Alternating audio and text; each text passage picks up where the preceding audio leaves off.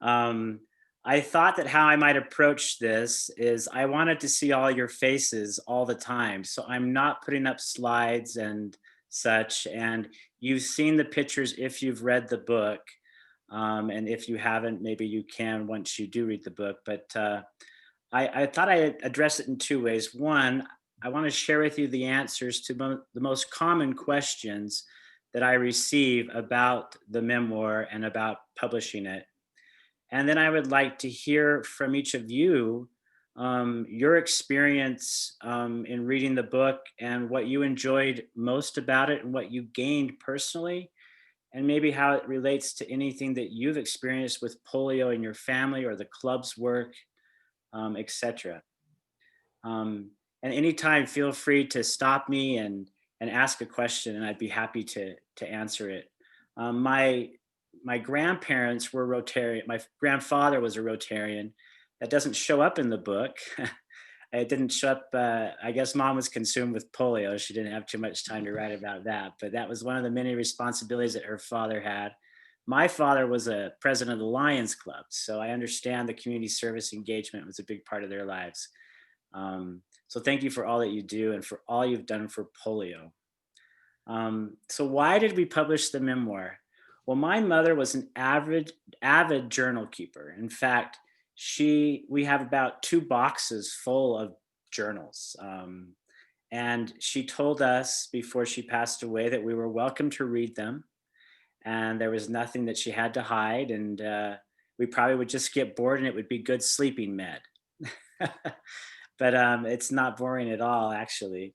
And what happened is about my mother passed away in 2016, and maybe about 20 years ago, a cousin of mine who grew up in a very negative environment would see my mother at family gatherings. She was on the other side of the family. And she was inspired by my mother, who's in this wheelchair suffering from post polio, who was always so positive and engaged and loving life. And she got close to her and she said, "Myrna, what's the secret? I can't seem to figure this out. What's the secret, you know?" And then she said, Have you written anything down about polio?" And so my mom said, "Yeah, I have a bunch of journals." And she says, "Well, what are you going to do about it?" So as you may know, post polio, it's very debilitating. And so my mother had to limit her activities over the last 30, 40 years of her life. And so this cousin who lived about an hour away, they would set up appointments.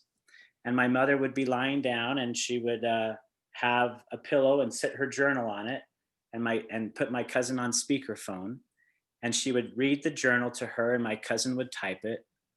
And then my cousin would ask follow-up questions. And they created, over the course of probably 20 years of monthly calls, the rough draft of this memoir. And about a month before my mother passed away, we were going through some of her drawers and I saw the big package that said manuscript. And I said, "Mom, what are we going to do with this?" And knowing that her end was near. And she says, "Oh, nobody's going to want to read that. It's really boring. I just complain a lot." And she said, "I think mostly it was just really therapeutic for me to do that with Kelly." And she says, "Do what you want, with it." So when it actually came to the point where she was in the hospital prior to her passing, I took the manuscript and by her side started reading it and making more edits and such.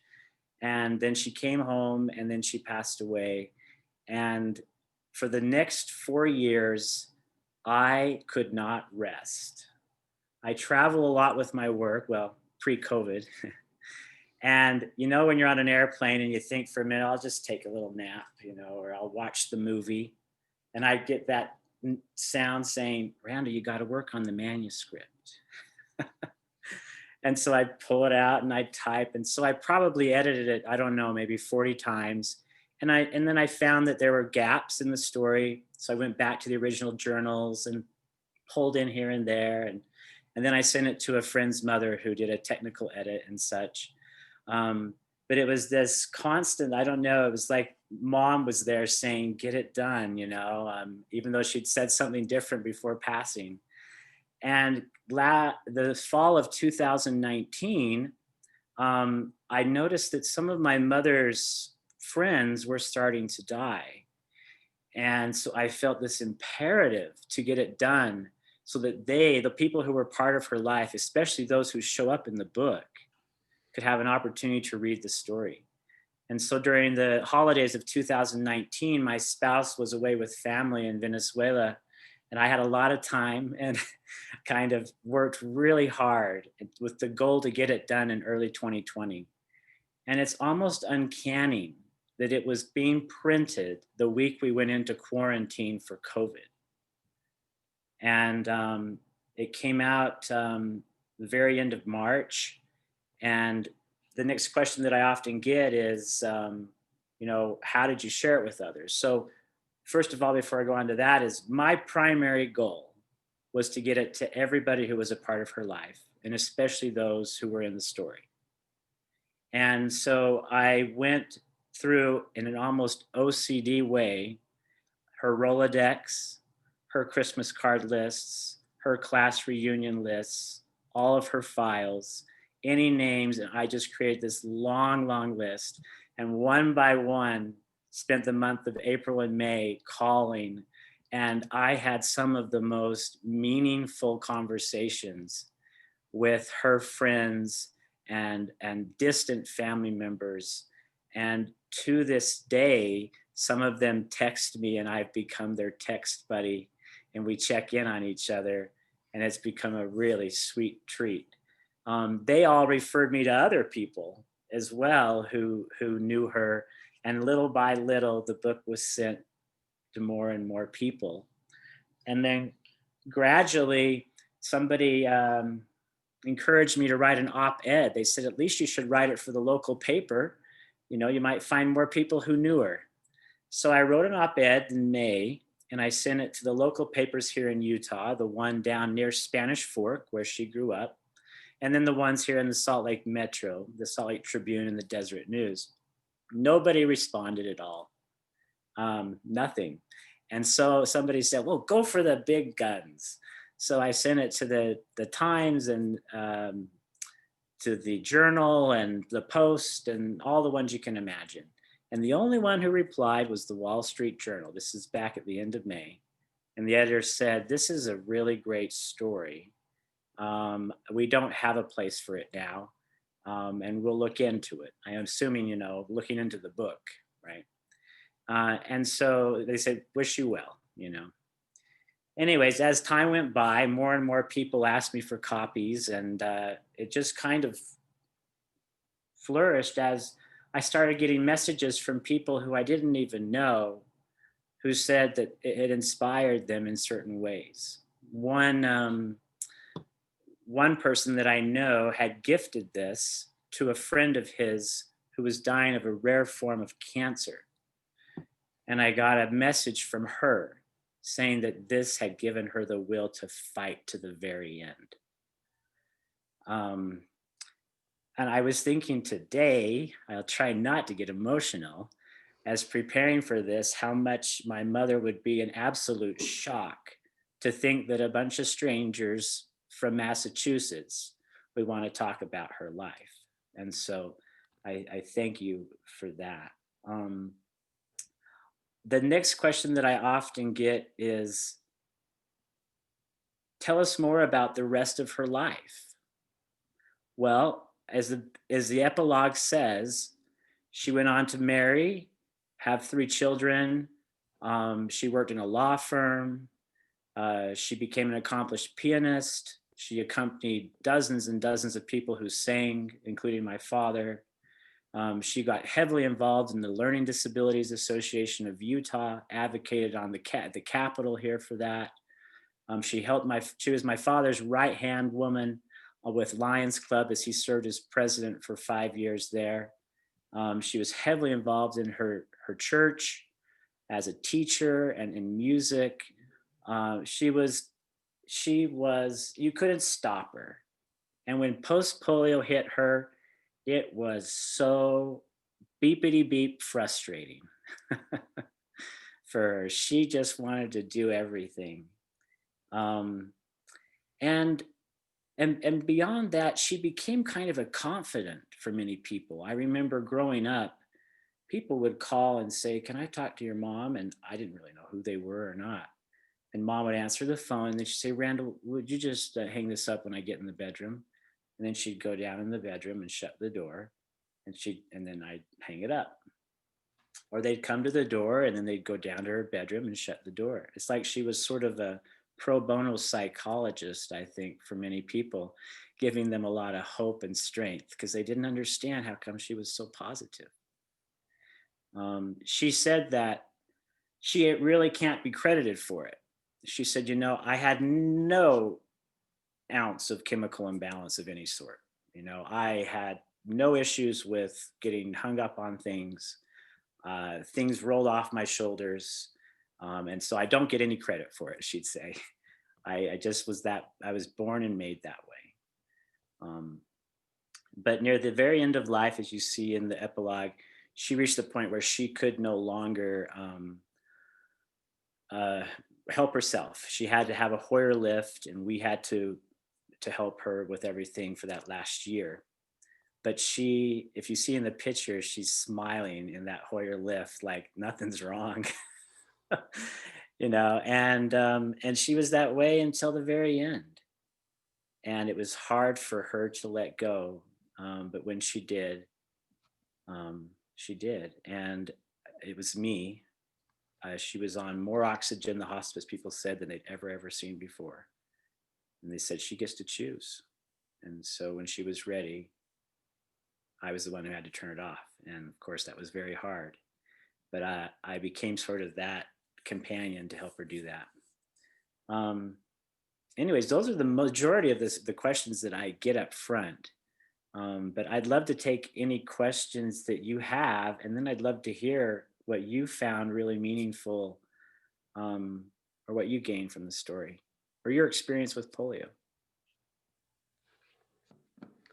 That was wonderful, Randall. Lois? Yes, Randall, I downloaded the Kindle version. I couldn't wait for President Jim to get it.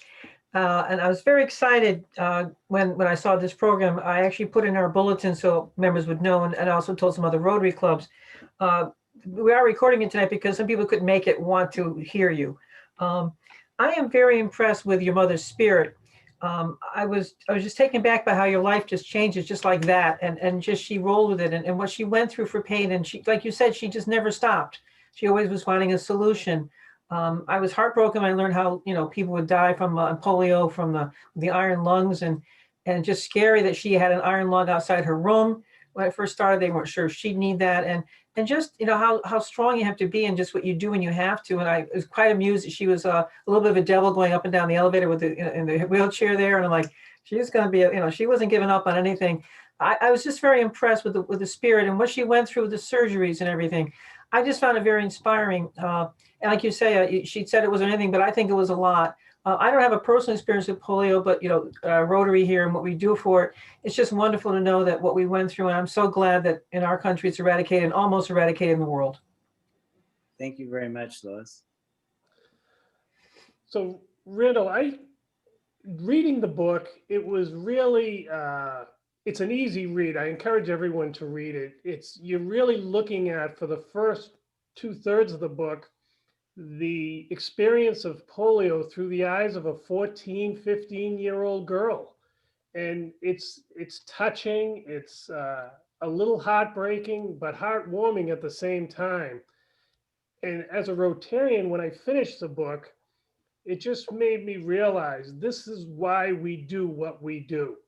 We know polio is a horrendous disease and that it affected people, but most of us haven't had the personal experience that you've had. And I can't thank you enough for putting this memoir into print for Rotarians around the world, because it's been a long battle for us trying to eradicate polio, and we're so close. And we need this type of a book, this type of inspiration to get us over the finish line. So I don't know if you realize what an impact putting this in print will do for that final push that we need to eradicate the world of this terrible disease. But I just want to thank you really for the work that you've done. Thank you very much, Jim. That question was asked to me over the holidays. Somebody said, Randall, what's the end goal here? I mean, I know you wanted to get your story out to your mom's friends, and then now it's gone farther. And I said, well, let's get rid of polio completely. And if there's any way that this book can be used as a way to make that happen, I'm all for it. So you let me know, and I'm happy to help. One thing I didn't finish on the story about how you all found out about it, which was through the Wall Street Journal, I presume, Jim, Yes. is that so June, July, August, September, October went by, and in November, after the Thanksgiving holiday, I had this strong impression that would not leave me. You've got to rework the article and send it out again. There's people who need it. And so I worked with it again and worked with it again, and I sent it to the local papers again. And then I thought, well, wait, there was that nice editor from the Wall Street Journal. I'm going to send it back to him. And 2 days later, he wrote back and said, we're going to take it. And the conversations that went on the online, there were dozens and dozens of polio survivors. And it was shared in Facebook groups with polio survivors. And it definitely had an impact. And so I'm really grateful for the Journal for doing that. And then funny enough, they had me sign, a 30-day agreement. Funny enough, after that, the local paper in Spanish, near Spanish Fork, which you hear, published the article as well. And then I got letters in the mail from friends that had known Mom years ago. And then somebody said, you got to get it in the main paper in Utah. So I reworked it again right after the storming of the Capitol, because I felt a lot of people are feeling not only fearful of a disease, but, of the tumultuous world we live in, right? And so another article came out in the local paper here about that. And people have contacted, being inspired by it as well. So anyways, go ahead. I'd love to hear from more of you, please. Larry, you're shaking your head. Did you have something you wanted to share? You're on mute. So I have to apologize in that I don't know what the post-polio phrase entails. It's actually the first time that I've heard it, and that I have, being a member of Rotary, I'm pretty familiar with Rotary, with polio and its history, and the the efforts to eradicate it, and a lot of the Bill Gates Foundation, and I guess my personal comment is, as a Rotarian, I'm very proud of that, in that polio is so tenacious. I know Rotary won't give up, right? So that's where the purpose of Rotary in the world matches the real need, in that if it takes 1 year, it'll be gone in 1 year. If it takes 10 years, it'll be gone in 10 years, whatever. So though I am curious a little bit about when you reference the post-polio terminology, what does that mean? Yeah, so what they realized is that polio didn't only kill nerve endings or damage them, it also weakened them. Even if you could still, like my mother still had her upper body strength that she used to walk with canes, right? But she didn't know that her upper body nerve endings had actually been weakened by polio, right? And she came to that awareness later on when she was around 50 years old or so, as she felt her upper body just kind of giving out. And her brother, who was always very resourceful, learned about a post-polio clinic in Los Angeles. And he flew her down there in the early 80s. And she went there, and it was kind of like finding that piece to the puzzle, right? Oh my gosh, yes. And then they connected her. This is before we had Yahoo groups and all that stuff, right? To connect with people. They connected her with a post-polio group that she could engage with, and found her a doctor up here in Ogden, Utah, that was beginning to start a post-polio clinic because of the need. And so essentially how it impacts the body is you begin to give out in those areas that you never knew had been affected. And it took her, she got to the point where she could walk with one cane, but then she had to go back to 2 canes. And then eventually she had to get a little scooter to move around. And boy, she had a lot of pride. She wouldn't take that anywhere because she always loved to dress to the nines and look really good. And she eventually gave in though, and did it. And in the end, we realized also that with the last 5 years of her life, she got bronchitis and pneumonia all the time.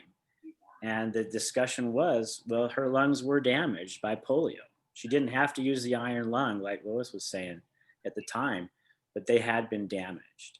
And so eventually it was what took her life. And it's interesting in thinking about how you can help people with post-polio. Here in the States, the post-polio clinics are shutting down because the people are dying off. I sent the book to the post-polio doctor up in Ogden. He wrote me back a very nice message, and I called him back and we spoke, and he said, yeah, we only really have maybe a handful of people that now still come to us. But if you think about it, in Africa or other parts of the world who've had polio up until this day, 30 years from now, those same people are going to suffer tremendously. And they're going to lose capabilities they didn't know that they had that had been vulnerable at that time. Yeah, Teresa. This is great insight. My oldest son is 25, and he has a very close friend who was adopted from Brazil, and she came down with polio when she was 2. Oh, she wow. was adopted at the age of 3.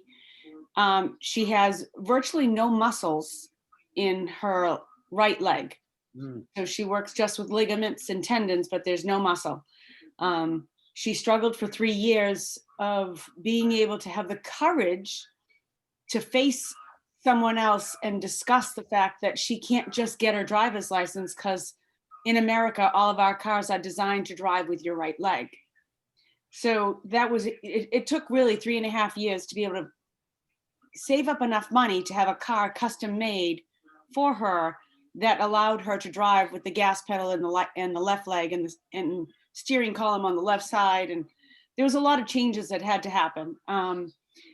But learning about the post-polio thing is really fascinating to me. She is now doing fabulous. She's living in the city of Boston. She has graduated from the Massachusetts College of Art, and she's just really thriving. And I'm so proud of her. Moving to the city was a smart thing for her because it allows her to get around so much easier without having to worry about a car and driving so differently than the rest of us. But I really didn't realize the post-polio was a situation that down the road could be something she would need to learn more about. Yeah, there is an organization. I'm really happy for your friend and that she's been able to accomplish so much. First of all, you saw in the book distinctions between those who really fought and those who didn't. And those who fought, they fought the rest of their lives. And it sounds like that's what your son's friend is like. And she really wants to make those. And part of that contributes to the post-polio because they're overcompensating with other parts of their body that were damaged as well. And so the initial advice that was given my mom in the 50s was you have to pace yourself. So if you go shopping and to the symphony and to dinner, yeah, you're going to suffer the next day, and you got to plan on it, and figure it out. And it's hard for you to tell somebody as young as your friend, hey, you're going to suffer later on. Yeah. Right? But there's a great resource. It's called Post Polio International.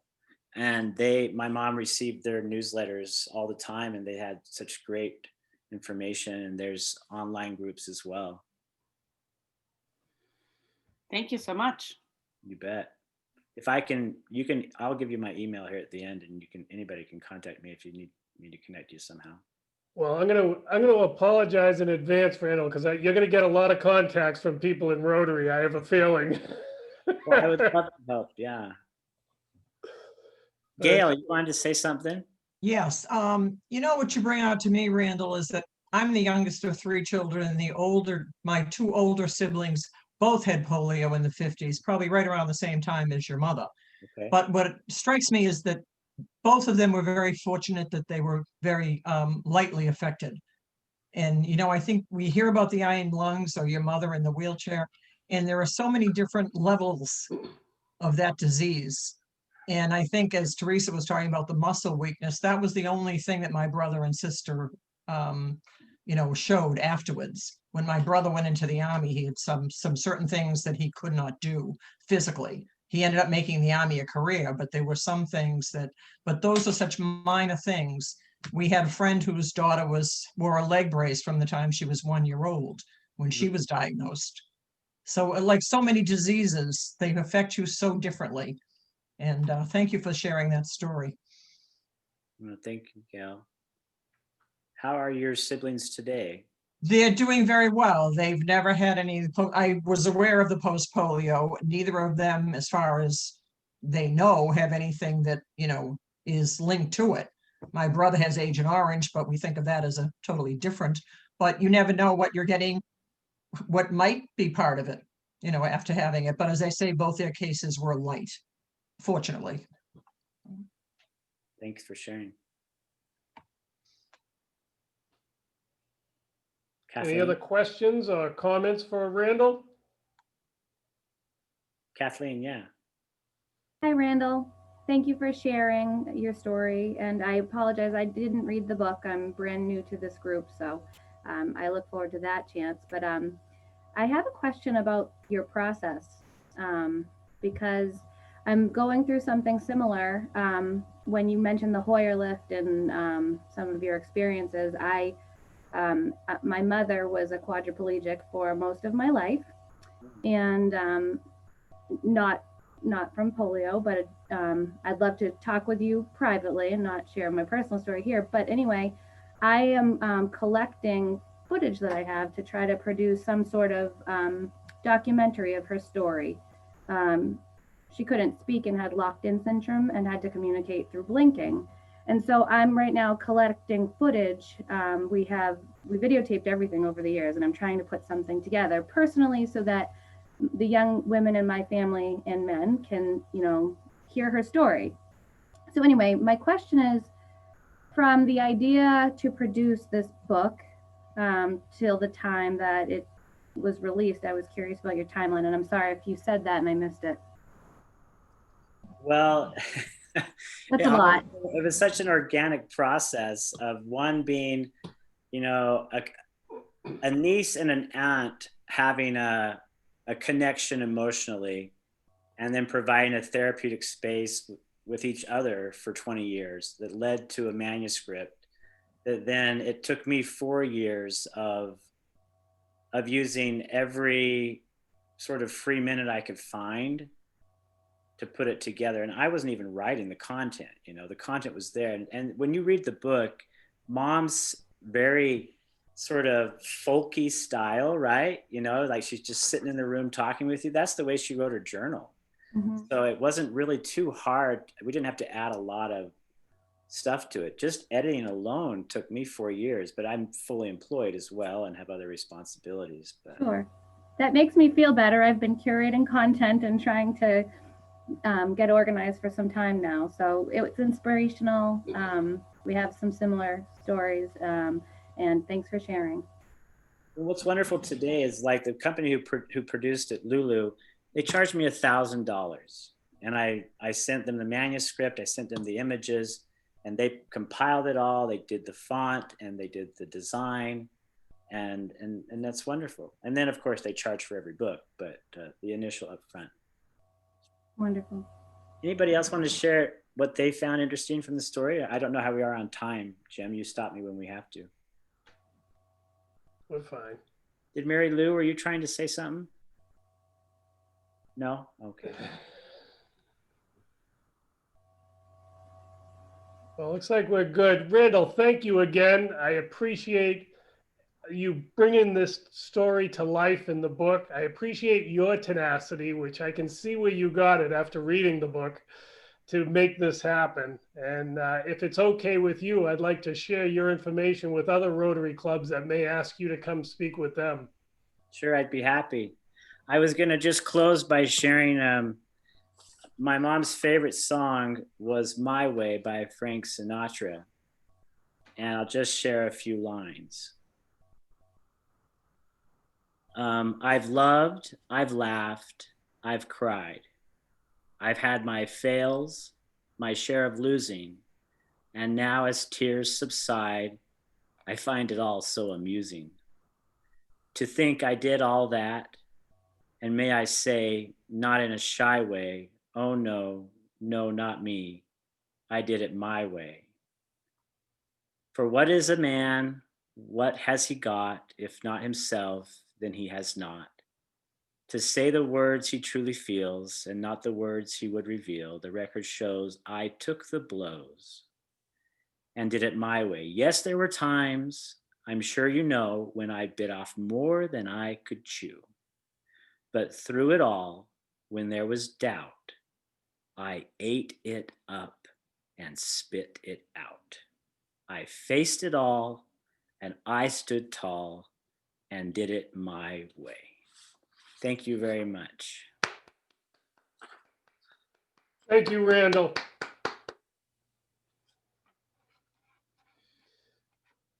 I think there's no better way to end this meeting. So if there is no more business to come before the club, meeting adjourned. Thank you again, all. Thank Have a you, great Randall. week.